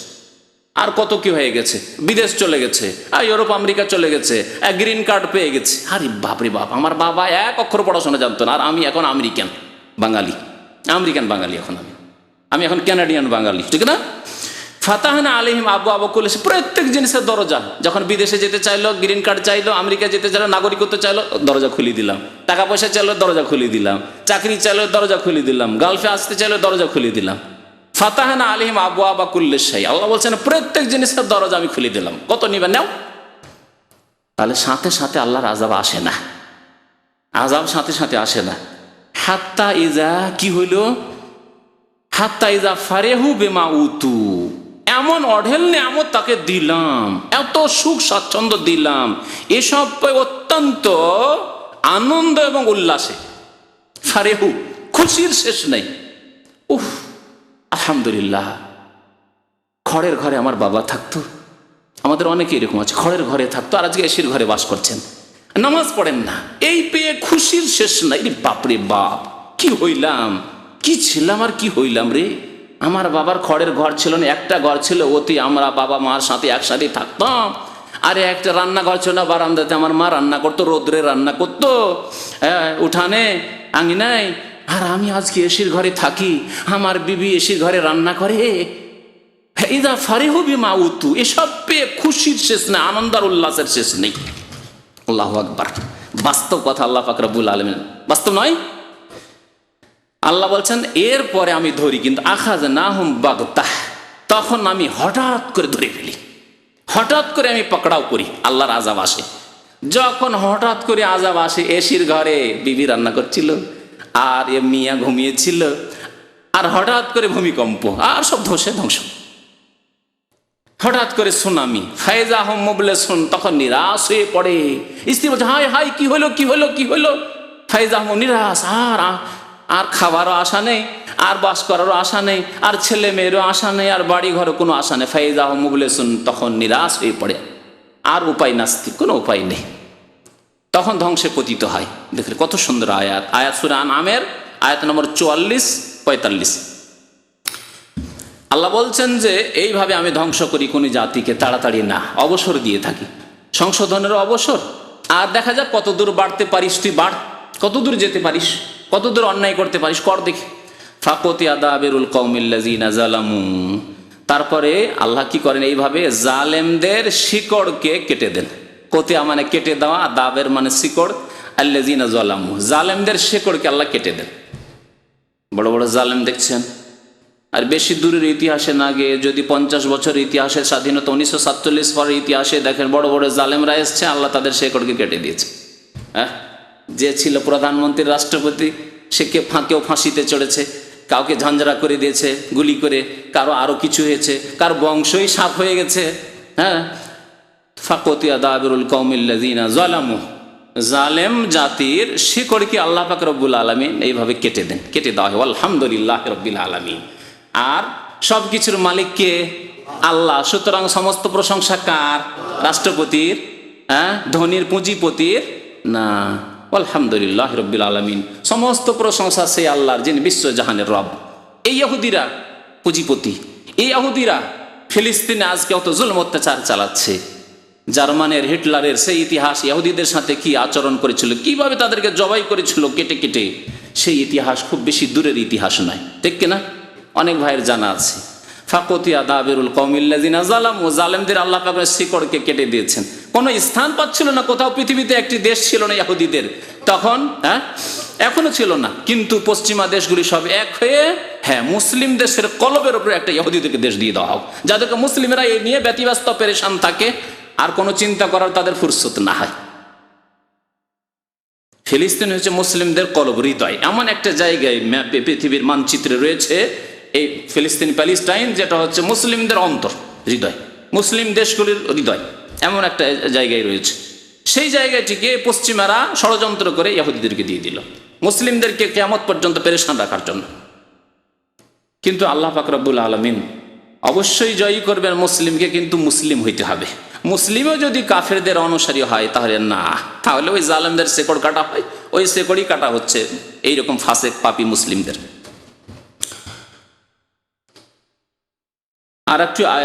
আরো একটি আয়াত বলি, যাতে আল্লাহ পাক রব্বুল আলামিন বলেছেন অবসরের কথা। জালেম গুনাহগারদেরকে, পাপীদেরকে, বেনামাজিদেরকে আল্লাহ অবসর দেন, সময় দেন কিছুদিন। কি করছে দেখি, তামাশা দেখেন আল্লাহ পাক রব্বুল আলামিন কি করছে দেখি, কত দূর যাচ্ছে। ওয়াকালা তাআলা আরো বলছেন, ফাজারনি ওয়া মান ইউকাযযিবু বিহাযাল হাদিস। আল্লাহ পাক প্রিয় নবী সাল্লাল্লাহু আলাইহি ওয়াসাল্লামকে সম্বোধন করে বলছেন, সান্ত্বনাও দিচ্ছেন, আর বলছেন ফাজারনি, হে নবী আমাকে ছেড়ে দাও। ওয়া মান ইউকাযযিবু বিহাযাল হাদিস, আর এই বাণীকে অর্থাৎ কোরআনে কারীমকে যেই ব্যক্তি মিথ্যা প্রতিপন্ন করে, অস্বীকার করে, মিথ্যা মনে করে, তাকে ছেড়ে দাও, তুমি তাদের জন্য ব্যতিব্যস্ত হইও না, আমি দেখে নিচ্ছি। ফাজারনি, আমাকে এদের সাথে ছেড়ে দাও, ইউকাযযিবু বিহাযাল হাদিস, যারা এই কিতাবকে, এই পবিত্র বাণীকে অস্বীকার করে, মিথ্যা মনে করে। সানাস্তাদরিজুহুম, এবং তাড়াহুড়া করিও না। সানাস্তাদরিজুহুম মিন হাইসু লা ইয়ালামুন, তাদেরকে আমি অবসর দিচ্ছি, ছাড় দিচ্ছি এমন এক সময় পর্যন্ত, যেই সময় আমি ধরবো তারা জানে না যে কখন আমি তাদেরকে ধরবো। অবসর দিচ্ছি, আল্লাহ অবসর দিচ্ছেন, নবীকে সান্ত্বনা দিচ্ছেন যে আমি ধরছি না। 1 বছর, 2 বছর, 5 বছর, 7 বছর, 13 বছর হয়ে গেল মক্কায়, অধৈর্য হইও না। সানাস্তাদরিজুহুম, তাদেরকে আমি অবসর দিচ্ছি, মিন হাইসু লা ইয়ালামুন, এমন এক সময়ের জন্য যে সময় আমি ধরবো, কিন্তু তারা জানে না যে কখন আমি তাদেরকে ধরে নেব। তারপরে আর কয় বছর লাগলো? তারপরে মাত্র 8 বছর, 10 বছর কেউ না, 8 বছর। মদিনা হিজরত করে 13 বছর মক্কায় কেটে গেল, অসহায় অবস্থায়, দুর্বলতার অবস্থায়, নির্যাতনের অবস্থায় সাহাবায়ে কেরামদের, নবী করিম সাল্লাল্লাহু আলাইহি ওয়াসাল্লামের। আর তারপরে সেখান থেকে মদিনা আসার পর মাত্র 8 বছর হয়নি, 8ম বছরে মক্কা বিজয় হয়ে যাচ্ছে। কোথায় কাফের আবু জাহাল, আবু লাহাব, আর কোথায় উতবা, সাইবা, রাবিয়া, সব শেষ। কোথায়? কেউ নেই, আর কেউ নেই, কোনো কাফের নেই। আল্লাহ বলছেন যে ছেড়ে দাও, আমি দেখে নিচ্ছি তাদেরকে। এটি শুধু এই জাতির জন্য না, প্রত্যেক জাতির জন্য, প্রত্যেক কাফের, জালেম, গুনাহগার, পাপিষ্ঠ জাতির জন্য আল্লাহ বলছেন ছেড়ে দাও। নামাজ পড়বে না, বেনামাজি হয়ে থাকবে, হটকারিতা করে, নামাজ পড়তে পারে, আরো অন্যায় কথা বলে। ফাজারনি ওয়া মান ইউকাজ্জিবু বিহাযাল হাদিস, ছেড়ে দাও আমাকে এই বেনামাজিদের সাথে, আমি আল্লাহ দেখে নেবো তাদের। সানাস্তাদের যেমন সময় দিচ্ছি, ধোকায় আছে যে অনেক টাকা বেতন। কোথায়? যদি আল্লাহ এত নারাজ আমার উপর থাকতো নামাজ না পড়ার কারণে, তাহলে আমি এত ভালো চাকরি পেতামই বা কেন, আর এত টাকা পয়সার মালিকই বা কেন হইতাম? এইরকম ধোকায় পড়ে আছে। সানাস্তাদরিজুম মিন হাইসু লা ইয়ালামুন ওয়া উমলি লাহুম, আমি তাদেরকে অবসর দিয়ে থাকি। উমলি, আমি তাদেরকে অবসর দিয়ে থাকি, ছাড় দিয়ে থাকি। ইন্না কাইদি মাতিন, নিশ্চয় আমার কায়েদ। কায়েদ মানে হচ্ছে পাকড়াও। কায়েদ মানে আসল হচ্ছে ছলনা, কিন্তু ছলনাটা যেহেতু খারাপ অর্থে ব্যবহার হয়, আল্লাহ পাক রব্বুল আলমিনের হচ্ছে কৌশল। কৌশল সবচেয়ে ভালো শব্দ হচ্ছে কৌশল।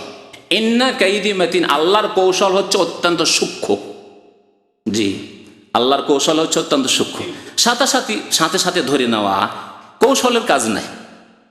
মানুষ আমরা অনেকেই একবার একটা ভুল করলো বা দুইবার ভুল করলো, চট করে ধরে ফেললাম তাকে, তাই না? এটা কৌশল না। একটা ছেলেকে তরবিয়তের ক্ষেত্রে, এটা ছেলে তো মানুষ করছেন, ছেলে একবার দুইবার ভুল করেছে আর চট করে ধরে নিয়ে ভালো পানিশমেন্ট দিয়ে দিলাম, যে সোজা করার জন্য দিয়ে দিলাম, বেটাকে শিক্ষা দিয়ে দিলাম ভালো করে। এটা কৌশল না। আর কৌশল বিভিন্ন কৌশল আছে, বিভিন্ন কৌশল দিয়ে হইল না, তখন কোন কৌশল কখন অবলম্বন করতে হবে, এটা হচ্ছে ভালো কৌশল। তো আল্লাহ পাক রব্বুল আলামিন কৌশল করেন। কাফের জালেমরা ষড়যন্ত্র করে ইসলামের বিরুদ্ধে, আল্লাহ পাক রব্বুল আলামিন কৌশল করেন। ওয়া মাকারু ওয়া মাকার আল্লাহ। আল্লাহ এখানে কাইদের কথা বলেছেন, কোন জায়গায় মাকারের কথা বলেছেন।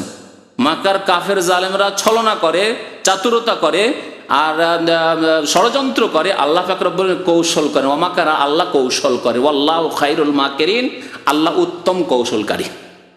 আল্লাহ উত্তম কৌশলকারী। তো আল্লাহ বলছেন আমি তাদেরকে অবসর দিয়ে থাকি। ইন্না কাইদি মাতিন, নিশ্চয় আমার কৌশল হচ্ছে অত্যন্ত সূক্ষ্ম। যারা বড় মাছ ধরে, ওই বড়শিতে মাছ ধরতে যায় না, ছিপে মাছ ধরতে যায়, বড় মাছ যদি লেগে যায় আর কৌশলী যদি হয়, চালাক লোক হয়, তাহলে সাথে সাথে টান দেবে না। সাথে সাথে টান দিলে অনেক সময় তাকে নিয়ে চলে যাবে সমুদ্রে। অনেকে এরকম নদীতে ডুবে মারা গেছে, বুঝতে পারছেন? বড় মাছ ধরতে গিয়ে নিজেই ডুবে মারা গেছে। কেন? তখন শক্তিশালী হয়ে আছে এই মাছ। তো কাফের শক্তিশালী আছে, ঠিক আছে ওকে একটু ছাড় দেন, ও বড়শিটা খেয়ে খুব লাফালাফি করতে থাক। হ্যাঁ, ফাল দাও আপনাদের ভাষায়। হ্যাঁ, তো খুব লাফালাফি করতে থাক, আর লাফালাফি করে যখন নিস্তেজ হয়ে যাবে, তখন আল্লাহ পাক রব্বুল ধরে বলছে ইন্না কাইদি মাতিন, নিশ্চয় আমার কৌশল অত্যন্ত সূক্ষ্ম। আল্লাহ পাক সূরা কালাম আয়াত নম্বর 44-45 বললাম। ও কালা তাআলা, মহান আল্লাহ আরো বলছেন ওয়ালা ইয়াহসাবান্নাল্লাযীনা কাফারু আন্নামা নুমলি লাহুম খায়রুল লিআনফুসিহিম। আল্লাহ কাফেরদেরকে বলছেন যে কাফের, হে বেনামাজি, হে বিধর্মী, হে পাপিষ্ট জালেম, তোমরা এই ধারণা করিও না যে তোমাদেরকে ধরি না তো তোমাদের জন্য এটি কল্যাণকর, তোমাদেরকে কিছু বলি না, তোমাদেরকে শাস্তি দিই না। বেনামাজি, তারপরে তোমার চাকরি 20 বছর 30 বছর ধরে সৌদি আরবে চাকরি করে যাচ্ছ, বেনামাজি হয়ে আছো, কি আল্লাহ ধরলো না? কোনো জায়গায় বালা মুসিবত আসলো না? খুব খুশি। আল্লাহ ওয়ালা ইয়াহসাবান্নাল্লাযীনা কাফারু, কাফেররা যেন এই ধারণা না করে আন্নামা নুমলি লাহুম খায়রুল লিআনফুসিহিম, যে আমি তাদেরকে যে অবসর দিচ্ছি এটি তাদের জন্য মঙ্গলময়, কল্যাণকর। না, এটি কল্যাণকর নয়, খবরদার, ধোকায় থাকবে না। ইন্নামা নুমলি লাহুম লিয়াজদাদু ইসমা, আমি তাদেরকে এই জন্য অবসর দিচ্ছি যে আরো বেশি করে পাপ করুক। অল্প স্বল্প পাপ করে কেন অ্যাক্সিডেন্ট হয়ে মরে যায়, বেশি করে আরো পাপ করুক। 2 বছর 4 বছর বেনামাজি হয়ে থাকলো, কিছু পাপ করে মরলো। একটা লোক 20 বছর 30 বছর সৌদি আরবে থেকে আরো হটকারিতা, শিখলো না কিছুই, মানলো না কিছুই, নামাজও পড়লো না, কবর মাজার পূজাই করতে থাকলো। ওই যে আকিদা, কবর মাজার পূজার আকিদা নিয়ে এসেছিল, সেই আকিদা নিয়ে গেল। আবার এখান থেকে 20 বছর খেয়ে দিয়ে টাকা পয়সা নিয়ে গেল সৌদি আরব থেকে, কিন্তু এখানকার আকিদা ইসলাম মদিনা মক্কার নিয়ে যাবে না। হয়ে গেল ফুরফুরা, গেল আজমের, গেল আটরসি মাইজ ভান্ডারি, গেল শাহজালাল। আল্লাহ বলছেন তোমাদেরকে যে অবসর দিচ্ছি কি জন্য? লিয়াজদাদু ইসমা, আরো গুনাহ করো না বেশি করে। অল্প স্বল্প গুনাহ নিয়ে যা কেন যাবে? বেশি করে গুনাহ নিয়ে জাহান্নামে যাও। হ্যাঁ, ইন্নামা নুমলি লাহুম, তাদেরকে আমি অবসর দিয়ে থাকি, লিয়াজদাদু ইসমা, যাতে করে আরো বেশি বেশি তারা গুনাহ করে। ওয়ালাহুম আযাবুম মুহিন, এবং তাদের জন্য বড় অপদস্থকারী শাস্তি রয়েছে, আযাব রয়েছে, অপমানজনক তাদের আযাব রয়েছে। সূরা আলে ইমরান আয়াত নম্বর 78। এভাবে বহু আয়াত কোরআনে কারিমে রয়েছে। সামুদ জাতি সম্পর্কে বলছিলাম যে সামুদ জাতিকে, আদ জাতিকে আল্লাহ পাক হালাক করেছেন, অথচ তারা খুব শক্তিশালী ছিল। সে সম্পর্কে 2-1টি আয়াত শোনাই।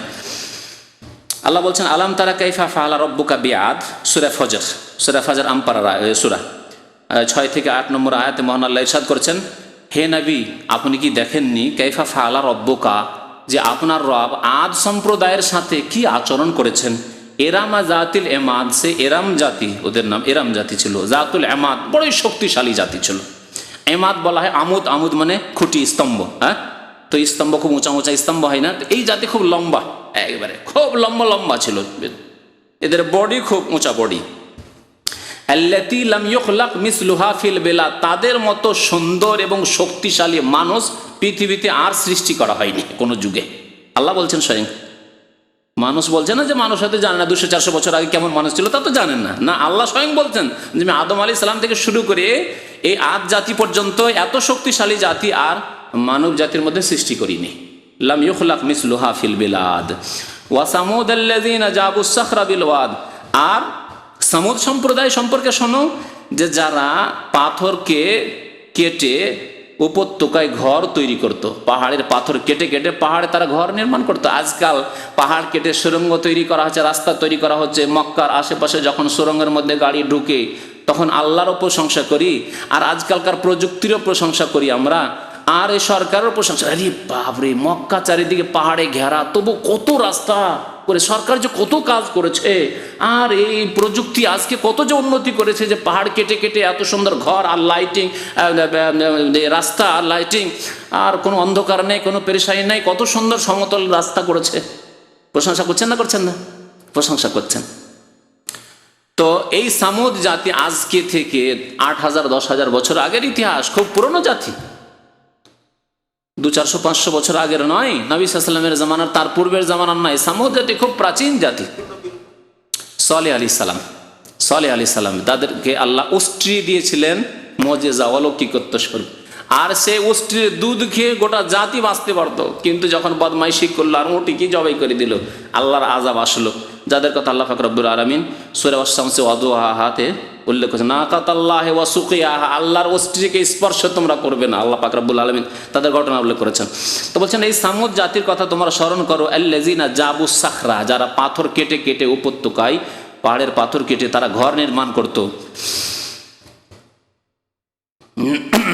আল্লাহ পাক রব্বুল আলামিন আরো বলছেন সূরা কাসাসের 58 নম্বর আয়াতে, যে এরাকে আল্লাহ যখন ধ্বংস করে দিলেন, এসব এলাকা দিয়ে যদি তোমরা ভ্রমণ করো, ফাতিলকা মাসাকিনুহুম লাম তুসকান মিন বাদিহিম ইল্লা কালিলা, এদের ঘর বাড়ি এত মজবুত ঘর বাড়ি, তাদের ঘর বাড়িতে আর কোনো যুগে কেউ বসবাস করেনি। আযাবের এলাকা, তো আল্লাহর শাস্তির এলাকা, কেউ সাহস করে বসবাস করতে চায়নি। কোনো এলাকায় যদি একবার ভূমিকম্প হয়ে যায় আর বিধ্বস্ত এলাকা থাকে, ঘর বাড়ি সব ধ্বংস হয়ে গেছে, ওই এলাকায় নতুন করে ঘর বাড়ি বাঁধতে মানুষ ভয় করবে, যে কি জানি কি হয় না হয় আবার, তাই না? তো এইরকমই হয়েছে। তাই আল্লাহ বলছেন যে এইসব ঘর বাড়ি এমন ঘর বাড়ি ছিল যে লাম তুসকান মিন বাদিহিম ইল্লা কালিলা, এসব এলাকায় আর কোনো জাতি বসবাস করেনি। সামান্য কিছু জাতি হয়তো কোনো যুগে কেউ বসবাস করেছে। ওয়া কুন্না নাহনুল ওয়ারিসিন, আর আমি আল্লাহ তো উত্তরাধিকারী, আমি তো এসবের মালিক। উত্তরাধিকারী কি হয়? মালিক হয়। বাবা মরে গেছে, তারপরে তার ধন সম্পদের মালিক হলো, কিন্তু এই ছেলেও তার চিরকাল থাকবে না, তারপরে সে মরবে, আবার অন্য কেউ মালিক হবে। আল্লাহ পাক রব্বুল আলামিন এমন ওয়ারিসের ওয়ারিস, এমন মালিক যে সব কিছুর মালিক শেষখানে আল্লাহ পাক রব্বুল আলামিন। আপনার আমার ধন সম্পদ, ঘর বাড়ি, পৃথিবী সব ছেড়ে মানুষ চলে যাবে, জিন চলে যাবে, আর একমাত্র ওয়ারিস কে থেকে যাবেন? আল্লাহ পাক রব্বুল আলামিন উত্তরাধিকারী থেকে যাবেন। কুন্না নাহনুল ওয়ারিসিন, আমি আল্লাহই তো এসবের মালিক, অধিকারী। আল্লাহ বলছেন ফাতিলকা বুয়ুতুহুম খাওয়িয়াতুন বিমা যালামু, এই যে ঘরগুলি এদের আদ সম্প্রদায়ের, সামুদ সম্প্রদায়ের ঘর বাড়ি, খাওয়িয়াতুন বিমা যালামু, তাদের জুলম অত্যাচার পাপের কারণে খালি পড়ে আছে, শূন্য হয়ে পড়ে আছে, অনাবাদ হয়ে পড়ে আছে, বিরান হয়ে পড়ে আছে, কেউ বসবাস করে না। আল্লাহ পাক রব্বুল আলামিন এইভাবে কত জাতিকে ধ্বংস করেছেন। আদ জাতি সম্পর্কে আরও একটি আয়াত রয়েছে সূরা ফুসসিলাত অর্থাৎ সূরা মুমিন। সূরা ফুসসিলাতের আয়াত নম্বর 15-তে আল্লাহ ইরশাদ করেছেন এই আদ জাতির কথা বলে। তারা বলছে, কি বলছে তারা? ওয়াকালু মান আসাদ্দু মিন্না কুওয়া। আদ জাতির নবীর নাম কি ছিল? বললাম সামুদ জাতির নবীর নাম সালেহ আলাইহিস সালাম, আর আদ সম্প্রদায়ের নবীর নাম হুদ আলাইহিস সালাম। এ হুদ আলাইহিস সালাম যখন তাদেরকে কালেমা লা ইলাহা ইল্লাল্লাহর কথা পেশ করলেন, দাওয়াত দিলেন, তখন তারা দুনিয়ার শক্তির কথা বলল যে আমাদের চাইতে আর শক্তিশালী কি আছে, আমরা যদি ভুল পথে থাকতাম তা আল্লাহকে এত শক্তিশালী করতেন, এত আমাদের নিয়ামত দিতেন, এত কি আমাদেরকে সুখী রাখতেন। আর তার অহংকার প্রকাশ করলো, ওয়াকালু মান আসাদ্দু মিন্না কুওয়া, আমাদের চাইতে আর শক্তিশালী পৃথিবীতে আছে কে? আমাদের চাইতে শক্তিশালী আর পৃথিবীতে আছে কে? আজকের যে বড় শক্তি, এ কথাই বলে না যে যখন ইচ্ছা যে দেশে গেলাম, যখন যা ইচ্ছা যে দেশকে লুটে নিলাম, যখন ইচ্ছা যে দেশকে ধ্বংস করে দিলাম, যখন ইচ্ছা যে দেশের ক্ষমতা চাইলাম যে করব ছিনিয়ে নেব, ছিনিয়ে নিলাম। মান আসাদ্দু মিন্না কুওয়া, চ্যালেঞ্জ করছে পৃথিবীকে যে পৃথিবীতে গণতন্ত্রের বাস্তবায়ন করার জন্য যে কোনো রকমের মূল্য দিতে হয়, প্রস্তুত আছে। হ্যাঁ, আর এই করার জন্য যা কিছু করতে হয় এই করছি। সন্ত্রাস এই নামটি ইসলামের ওপর, মুসলিমদের ওপর চাপিয়ে দিয়ে সন্ত্রাস দমন মানে মুসলিম দমন, সন্ত্রাস দমন মানে মুসলিম দমন, মুসলিমদেরকে দমন করব। মুসলিম মানে সন্ত্রাস, ইসলাম মানে সন্ত্রাসবাদ। তো এই যে টার্ম, বর্তমান যুগের এই সন্ত্রাসের টার্ম, সন্ত্রাস আলাদা জিনিস, আর ইসলাম এবং ইসলামের নীতিমালা, ইসলামিক আদর্শ আলাদা জিনিস। কিন্তু ইহুদিদের কাছে এবং ইহুদিদের যারা পৃষ্ঠপোষক তাদের কাছে, পৃষ্ঠপোষক দেশগুলির কাছে এবং তাদের নেতাদের কাছে সন্ত্রাস মানে মুসলিম আর সন্ত্রাসবাদ মানে ইসলাম। তো আল্লাহ পাক রব্বুল আলামিন তাদের সম্পর্কে বলছেন যে যারা বলেছিল মান আসাদ্দু মিন্না কুওয়া, আমাদের চাইতে ক্ষমতার মালিক কি আছে, আমরা যা ইচ্ছা তাই করব। তাদের কাছে কুকুরের অধিকার আছে, বিড়ালের অধিকার আছে, পশু পাখির অধিকার আছে, বিভিন্ন এলাকায় অমুক অমুক পাখি মারা নিষিদ্ধ, আর তারপরে বিভিন্ন এলাকাতে বিভিন্ন জীবজন্তু মারা নিষিদ্ধ, তার জন্য কেস আছে, তার জন্য শাস্তি আছে। কিন্তু মানুষ বলছে এরা মানুষ না, এদের অধিকার নেই, এদের অধিকারই নেই। এদের আবার অধিকার কি আছে? এরা মানুষ নাই, সন্ত্রাসী এরা মানুষ নাই, এদের কোনো অধিকার নেই। ঘন্টার মতে যারাকে নিয়ে গেছে বলছে তাদের কোনো অধিকার নেই, মানব অধিকার বলে কিছু নেই তাদের। কি জন্য এই কথা বলার সাহস? তাদের ধারণা যে মান আসাদ্দু মিন্না কুওয়া, আমাদের চাইতে ক্ষমতা আর কি আছে, আমাদের সামনে এসে কে বলবে যে না এটা অন্যায়, এই মানবাধিকার লঙ্ঘন হচ্ছে, এরা কি মানুষ না, এদের উপর জুলম অত্যাচার হচ্ছে, এগুলি তো চলবে না, এটা বলার মতো কেউ নেই। মান আসাদ্দু মিন্না কুওয়া, আল্লাহ বলছেন আওয়ালাম ইয়ারাও, তারা কি অন্তর্দৃষ্টি দিয়ে দেখে না, চক্ষু দৃষ্টি দিয়ে দেখে না? আওয়ালাম ইয়ারাও, তারা কি দেখতে পায় না? আন্নাল্লাহাল্লাযী খালাকাহুম, নিশ্চয়ই যেই আল্লাহ তাদেরকে সৃষ্টি করেছেন, হুয়া আসাদ্দু মিনহুম কুওয়া, তিনি তাদের চাইতে অনেক বেশি শক্তিশালী, তিনি তাদের চাইতে অনেক বেশি শক্তিশালী। আল্লাহ পাক রব্বুল আলামিন ফিরআউনকে কি শাস্তি দিয়েছেন তা কি তোমাদের চোখের সামনে নেই? বড় বড় শক্তির মালিকদেরকে আল্লাহ পাক কিভাবে ধ্বংস করেছেন তোমাদের সামনে কি নেই? আওয়ালাম ইয়ারাউ আন্নাল্লাহাল্লাযী খালাকাহুম হুয়া আসাদ্দু মিনহুম কুওয়া, আল্লাহ সর্বশক্তিমান, আল্লাহ পাক রব্বুল শক্তি সমস্ত শক্তির উপরে। সুতরাং আল্লাহ পাক রব্বুল কখন যে পাল্টিয়ে দিবেন, অবস্থা পাল্টিয়ে দিবেন। কিন্তু অবস্থা পাল্টিয়ে দেওয়ার জন্য আল্লাহ মুমিনদেরকে বলছে ইন্নাল্লাহা লা ইউগাইয়িরু মা বিকওমিন হাত্তা ইউগাইয়িরু মা বিআনফুসিহিম, নিশ্চয় আল্লাহ কোনো জাতির অবস্থা পরিবর্তন করেন না যতক্ষণ পর্যন্ত তারা নিজের অবস্থাকে নিজেই পরিবর্তন না করে। নিজের অবস্থাকে পরিবর্তন যদি না করেন, আল্লাহর দিকে প্রত্যাবর্তন না করেন, আল্লাহর দিনের দিকে যদি না ফিরেন, আল্লাহর মসজিদে আল্লাহর ঘরের দিকে যদি না ফিরেন, 5 ওয়াক্ত নামাজের দিকে যদি না ফিরেন, ফজরের নামাজের দিকে যদি না ফিরেন, তাওহীদের দিকে আল্লাহর একত্রের দিকে যদি না ফিরেন, কবর মাজার এই শিরক থেকে যদি বিমুখ হয়ে আল্লাহর দিকে একমাত্র না ফিরেন, আল্লাহ পাক রব্বুল কোনোদিন এই উম্মতের দিকে ফিরবেন না, আল্লাহ অবস্থার পরিবর্তন ঘটাবেন না। ইন্নাল্লাহা লা ইউগাইয়িরু মা বিকওমিন হাত্তা ইউগাইয়িরু মা বিআনফুসিহিম। আল্লাহ যেন আমাদেরকে সত্য কথা বুঝার তৌফিক দান করেন। আল্লাহ পাক রব্বুল আমাদের গুনাহ খাতা যেন মাফ করে দেন, আমাদের সংশোধন করার যেন তৌফিক দান করেন। আল্লাহ পাক রব্বুল মুসলিম জাতিকে যেন আল্লাহ দুনিয়াতেও সম্মানিত করেন, আখিরাতেও সম্মানিত করেন, আর জাহান্নামের আযাব থেকে যেন মুক্তি দান করেন। রব্বানা আতিনা ফিদ দুনিয়া হাসানা ওয়া ফিল আখিরাতি হাসানা ওয়া কিনা আযাবান নার। ওয়া সাল্লাল্লাহু আলা নবিয়িনা মুহাম্মদ ওয়া আলা আলিহি ওয়া সাহবিহি আজমাইন। হে নবী, আল্লাহ বলছেন হে নবী আপনি বলে দেন যে আমি তোমাদের মতোই মানুষ, আমি তোমাদের মতোই মানুষ। তোমাদের মতোই মানুষ মানে কি? নূরের তৈরি। তোমাদের মতো মানে আমাদের মতো, আমরা মাটির তৈরি, তিনি মাটির তৈরি। হ্যাঁ, নবী সাল্লাল্লাহু আলাইহি ওয়াসাল্লাম বলছেন ইন্নামা আনা বাশারুম মিসলুকুম, হাদিস, আমি তোমাদের মতোই মানুষ। আর তার ব্যাখ্যা আরো একটু বলছেন আনসা কামা তানসাউন, তোমরাও যেমন ভুল আমিও মাঝে মাঝে ভুলে যাই। তাই নামাজে নবী সাল্লাল্লাহু আলাইহি ওয়াসাল্লামের সহ হয়নি? হ্যাঁ, সিজদা 5 বার সহ হয়েছে নবী সাল্লাল্লাহু আলাইহি ওয়াসাল্লাম, একবার নয়। আর সহ সিজদা করেছেন তিনি। যেমন আমরা নামাজে ভুলে যাই, নবী সাল্লাল্লাহু আলাইহি ওয়াসাল্লাম কেউ আল্লাহ পাক রব্বুল আলামিন কয়েকবার ভুলিয়েছেন, তাহলে তিনিও মানুষ। আর মানুষের গুণগুলি ছিল, মানুষকে নিদ্রা আসে, তাকে নিদ্রা আসতো। মানুষ ক্লান্ত হয়, তিনি ক্লান্ত হয়েছেন। হ্যাঁ, মানুষ পানাহার করে, তিনি পানাহার করতেন। ফেরেশতা পানাহার করে কি? ফেরেশতা পানাহার করে না, কারণ নূরের তৈরি। নবী সাল্লাল্লাহু আলাইহি ওয়াসাল্লাম যদি নূরের তৈরি হতেন তাহলে পানাহারের কোনো প্রয়োজনই হতো না। তাহলে পেটে পাথর বাঁধা আর খিদায় থাকা আর খিদার তাড়নায় বাইরে বেরিয়ে যে কোথাও আল্লাহ রিজিক আসে কিনা। আবু বকরও বেরিয়ে গেছেন, ওমর রাদিয়াল্লাহু তাআলা আনহু বেরিয়ে গেছেন, তিনজনে বেরিয়ে যায় অমুকের বাগানে গিয়ে দেখি যদি সেখানে কোনো খাবার থাকে। বাগানে যেতে তারা এত খুশি যে আল্লাহর নবী কাজকে পেয়েছি, তাজা তাজা ফল এনে দিচ্ছেন আর খেয়ে দিয়ে বলছেন সুম্মা লা তুসআলুন্না ইয়াওমা ইযিন আনিন নাঈম, আল্লাহ এই নিয়ামত সম্পর্কে কাল কিয়ামতে জিজ্ঞাসা করবেন। মানুষ না মানুষ ছিলেন না। আল্লাহ বলছেন ঈসা আলাইহিস সালামের কথা, আদম আলাইহিস সালামের কথা, যে ইন্না মাসালা ঈসা ইনদাল্লাহি কামাসাল আদম খালাকাহু মিন তুরাব। ঈসা আলাইহিস সালাম আর আদম আলাইহিস সালাম তাদের উদাহরণ একই রকমের, আল্লাহ মাটি দিয়ে তৈরি করেছেন।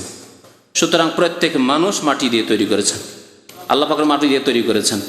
নবী করিম সাল্লাল্লাহু আলাইহি সাল্লামের বাবা মা আব্দুল্লাহ আমেনা তার আদম সন্তান, তিনি আদম সন্তান।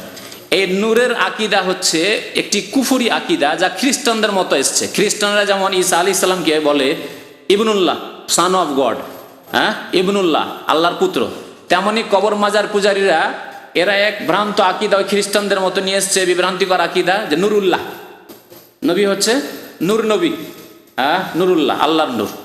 অথচ নবী সাল্লাল্লাহু আলাইহি ওয়াসাল্লাম বলেছেন ইন্নামা আনা আবদুন আব্দুল্লাহ ওয়া আশহাদু আন্না মুহাম্মাদান আব্দুল্লাহ ওয়া রাসূলুহু, আল্লাহর বান্দা। জি। মৃত সাগর কোথায় অবস্থিত? ম্যাপ দেখেন, মৃত সাগর পাবেন, ম্যাপ দেখলে মৃত সাগর পাবেন খুব কাছাকাছি। এই শাম, সিরিয়া, এই ভূমধ্য সাগর আছে, আর আপনার এই লোহিত সাগর, ভূমধ্য সাগর লোহিত সাগরের কাছাকাছি, এর মধ্যে আপনি মৃত সাগর পাবেন। জি। আল বাহরুল মাইয়িত আরবি দেখেন তাহলে তাতে লেখা থাকবে, আর ইংরেজি বাংলায় থাকে তাহলে মৃত সাগর, আর যদি ইংরেজিতে লেখা থাকে তো ডেড সাগর। একবার লিখেছেন যে কিছু পুলিশ এবং বলদের লোকেরা ঘুষ খেয়ে লোকজনকে ধরে আবার ছেড়ে দেয়। এটা কি? এটা হারাম যে কোনো দেশে। বাংলাদেশে ঘুষটা জায়েজ, আপনি রাত দিন সব কাজ করছেন, অফিস আদালত ঘুষ না দিলে কোনো কাজই হয় না, ওখানে জায়েজ আর এখানে হারাম, আলাদা আলাদা ফতোয়া নেই। বাংলাদেশেও হারাম, সৌদি আরবেও হারাম, সারা পৃথিবীর সব জায়গায় হারাম। মুসলিম দেশও হারাম, অমুসলিম দেশও হারাম। ঘুষ খাওয়া, ঘুষ নেওয়া, ঘুষ দেওয়া হারাম। আর রাশিউল মুরতাশি ফিন্নার, নবী সাল্লাল্লাহু আলাইহি ওয়াসাল্লাম বলেছেন ঘুষখোর এবং ঘুষদাতা, ঘুষ দেনেওয়ালা দুইজনই জাহান্নামে যাবে। এদের উপরে লানত রয়েছে, আল্লাহ রাসূল সাল্লাল্লাহু আলাইহি ওয়াসাল্লামের অভিশাপ রয়েছে। সুতরাং এরা জাহান্নামের কাজ করছে, ফাসেক এরা, যে কোনো দেশে হোক না কেন। জি। আপনার যদি ক্ষমতা থাকে তো ওপরের কর্মকর্তাদেরকে জানান, আর নাহলে ওপরের কর্মকর্তারা তাদেরকে ধরছে। আমি জানি চোখের সামনে একজন পুলিশ ঘুষ খেয়েছে, মাত্র 100 রিয়াল ঘুষ খেয়েছে একজনের একটা জাল একামা দেওয়ার জন্য। কেন বাঙালিরা অনেকে জাল একামা করে, জাল একামা দেওয়ার ক্ষেত্রে ঘুষ খেয়েছে, তাকে ধরে একেবারে হাতে আর পায়ে আপনার হ্যান্ডকাপ লাগিয়ে আর বেড়ি লাগিয়ে কোর্টে হাজির করেছে। আমি সেখানে কাজীর সামনে বসে। জি। তো কথা হচ্ছে যে বিচার অবশ্যই আছে, ইসলামিক বিচার এখানে আছে, কিন্তু ঘুষখোর ধরা পড়তে হবে, চোর ধরা পড়তে হবে। আর চোর চুরি করছে ধরা পড়ছে না, একদিন ধরা পড়লে দুনিয়ার শাস্তি হবে, না হলে আখিরাতের শাস্তির কথা তো শুনলেন। আল্লাহ পাক অবসর দিচ্ছেন, হয়তো পৃথিবীতে ধরা পড়ছে না, ধরা খাচ্ছে না, কিন্তু আখিরাতে ধরা খাবে। আর এক ভাইয়ের রাগ ক্ষোভ এই হাইয়াওয়ালাদের উপরে, মোতাওয়াদের উপরে, হ্যাঁ, যারা ওই সালা করে তাদের উপর। বলছে এই দেশে যারা মোতাওয়া রয়েছে তারা নামাজ করে, ভালো কথা তো, নামাজ করে ভালো করে, আপনার কষ্ট হয় নাকি? এদের মধ্যে অনেকে রয়েছে তারা অমুসলিমদের চাইতে বেশি নাপাক। আউযুবিল্লাহ। কি করে নাপাক? অমুসলিমের আকীদা আমল সব নাপাক। কালেমা লা ইলাহা ইল্লাল্লাহ বিশ্বাস করে না, কোরআন বিশ্বাস করে না, রাসূল বিশ্বাস করে না, পরকাল বিশ্বাস করে না। আপনার ইসলাম সম্পর্কে এতটুকু জ্ঞান যে একজন মোতাওয়াজ যদি খারাপ হয়, আপনার সাথে খারাপ আচরণ করে থাকে, যে আপনি আসামি ছিলেন আর আপনার গাড়িতে উঠিয়ে নিয়েছে, সেজন্য অমুসলিম চাইতে কি করে খারাপ হয়ে গেল? সে আল্লাহ রসুলকে ভালোবাসে, বিশ্বাস করে, কি করে খারাপ হয়ে গেল? আপনার বিবেক নেই? তারপরে যদি দেখা যায় যে একজন মুতাওয়া হয়তো সে জেনা পর্যন্ত করছে, সেও ফাসেক, আল্লাহ একদিন তাকে জাহান্নামে জ্বালিয়ে পুড়িয়ে জান্নাত দিতে পারে যদি কালেমা পড়া মুসলমানের নামাজ হয়। অনেক জাহেল মূর্খরা বলে তো চলাচলা করতেই থাকলো, তো নামাজ পড়তে গেল না, এই তো তুমি জাহেল। এদেরকে সরকার লাগিয়েছে যে নামাজ পড়তে নিয়ে যাও, প্রয়োজনে তারা দেখবে যে কোন মসজিদে লেটে নামাজ হচ্ছে সেখানে পড়বে, আর না হলে তাদের জন্য জায়েজও আছে যে আলাদা জামাত করবে, রাস্তাঘাটে দেখে যে কে নামাজ পড়লো না পড়লো। কারণ যতক্ষণ একামত হয়নি ততক্ষণ তো লোকজন বলতে পারে যে আমি যাচ্ছি মসজিদে। তাহলে এই লোকগুলি যদি জামাত শুরু হওয়ার পরে পাহারা না দেয়, কি করে বেনামাজি ধরা পড়বে যে রাস্তাতে বেনামাজি বসে আছে? সুতরাং তাদের জন্য জায়েজ যে তারা জামাত ছেড়ে দেবে, ছেড়ে দিয়ে পাহারা দিয়ে জামাত শেষ হওয়ার পরে আলাদা গিয়ে জামাত করবে, 2-3 জন যা থাকবে, বা একাই নামাজ পড়বে। যেমন মক্কা মদিনা হারাম শরীফে দেখছেন পুলিশ পাহারা দিচ্ছে, আপনার নামাজ পড়ছেন পুলিশ পাহারা দিচ্ছে। শুধু জায়েজ না, তাদের জন্য ওয়াজিব পাহারা দেওয়া। ওই সময় যদি আপনারা সেজদে আছেন না, পাহারা পুলিশগুলি না দেয়, কেউ যদি সেখানে যদি বম বিস্ফোরণ করে চলে যায়, আপনাদের হাজার হাজার লোক যদি মারা যায়, এটা ভালো কাজ? তো হাজার হাজার লোকের জীবনের হেফাজত করা ফরজ নয়? এই জন্য তার ওখানে পাহারা দেওয়া ফরজ। নামাজের চাইতে সেখানে গুরুত্বপূর্ণ বেশি। নামাজ অন্য সময় পড়বে, একটু পরে পড়বে, যখন আপনারা সালাম ফিরে দেবেন, সচেতন হয়ে যাবেন, এখন ইবাদত বন্দেগী শেষ হয়ে গেছে, তখন তারা নামাজ পড়বে। জি, ওই রকমই হাইয়াওয়ালারা পরে নামাজ পড়তে পারে, কোনো অসুবিধা নেই। আর বাকি ব্যক্তিগত কারো যদি খারাপ চরিত্র থাকে, তারা তো চাকরি করে, তারা আপনার মতো মানুষ, খারাপ চরিত্র থাকতে পারে। একটা নামাজি লোকের কোনো খারাপ চরিত্র থাকতে পারে। নামাজি লোক অনেক সময় হাত বাড়ি টাকা পয়সা ধার নিয়ে দিচ্ছে না, অনেক নামাজি এই বড় বড় দাঁড়িয়ে আছে, আমি জানি এরকম লোক, যে টাকা যদি তার হাতে পড়ে যায় আর দেবে না, আর দেওয়া দেয়নি, কিন্তু নামাজ আছে, দাঁড়িয়ে আছে। তার মানে সব দাঁড়িয়ে খারাপ নাকি? হ্যাঁ, অনেকে আছে যে দাঁড়িয়ে নেই, নামাজও নেই, টাকা পয়সার ইমানও নেই, বেমান সব কিছু। তো ও ভালো হইলো নাকি তাহলে? না, দাঁড়িয়ে রাখায় তার অপরাধ হয়ে গেল। দাঁড়িয়ে রেখেছে, ওটা ভালো কাজ করেছে, বেইমানি করেছে, অনেক কাজ করছে, তার শাস্তি পাবে। সাল্লাল্লাহু আলা নবিয়িনা মুহাম্মদ ওয়া আলা আলিহি ওয়া সাহবিহি আজমাইন। এক ভাই আপনাদের বিরুদ্ধে অভিযোগ করেছেন, আপনাদের সবার বিরুদ্ধে নয়, বলছে এক ভাই আলোচনা না শুনে ঘুমায় এবং শেষে খাবারে অংশ নেই। আল্লাহ হিদায়াত করে। হ্যাঁ, আমাকে না জানিয়ে, অবশ্য নাম ধরে জানান নিয়ে এতে কোনো অসুবিধা নেই, জায়েজ আছে। যদি নাম ধরে জানালে এটা জায়েজ ছিল না। আমাকে না জানে ওনাকে বলবেন যে যে আল্লাহর রাস্তে একটু শুনবেন, দিনের কথা শুনবেন, তারপরে খাবেন। কথা বুঝতে পারছেন তো? হতে পারে যে সকালবেলা বেচারা ডিউটি করে এসছে, ভালো ধারণা রাখতে হবে।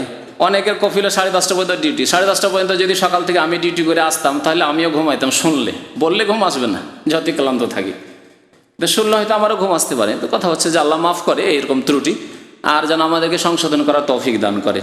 এই মজলিসে বসলেন আর দিনের কথা শুনলেন না, শুধু ঘুমাইতে থাকলেন, তো লাভ কি? আউযুবিল্লাহ। এইসব প্রশ্ন খাস মজলিসে জিজ্ঞেস করে ভালো। বলছে এক প্রবাসী ভাইয়ের স্ত্রী অন্য লোকের সাথে বাসা ভাড়া করে 3 দিন থেকে ফিরে এসছে। আউযুবিল্লাহ, আস্তাগফিরুল্লাহ। এখন তার সাথে বসবাস করা কি যাবে? সে দুশ্চরিত্র এবং জেনাকারিনী, সুতরাং জেনার যে শাস্তি বা সেসব শাস্তি যদি এখানে ইসলামী সরকার আছে, যদি এখানে হয়, তাহলে এখানে পৌঁছলে তার শাস্তি হবে। আর যদি মনে করে আমরা জানাবো না, নিজেরাই সালিস বিচার করে সংশোধন করব, তা করতে পারেন। আর তার স্বামীর জন্য তালাক দেওয়া জায়েজ আছে। বরং তার স্বামী যদি সৎ হয় তো রাখা ঠিক নাই, কারণ সৎ লোক, ইমানদার লোককে এইরকম দুশ্চরিত্র নারীকে রাখা, স্ত্রীকে রাখা জায়েজ নয়। তবে সেও যদি চরিত্রহীন হয়, তাহলে বলবো না যে তালাক দেওয়া জরুরি।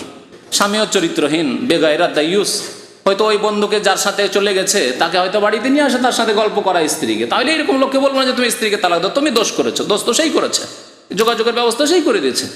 হয়তো তার সামনে কথা বলে কিছুই বলে না, হয়তো এইরকম যোগাযোগ তার সামনে হয়েছে। সুতরাং এই নিজেও যদি ফাসেক হয়, তাহলে ফাসেকের সাথে ফাসেক স্ত্রী থাকবে। আর যদি ইমানদার মুমিন ভালো মানুষ হয়, তাহলে এইরকম স্ত্রী রাখা জায়েজ নয়, ছেড়ে দেবে।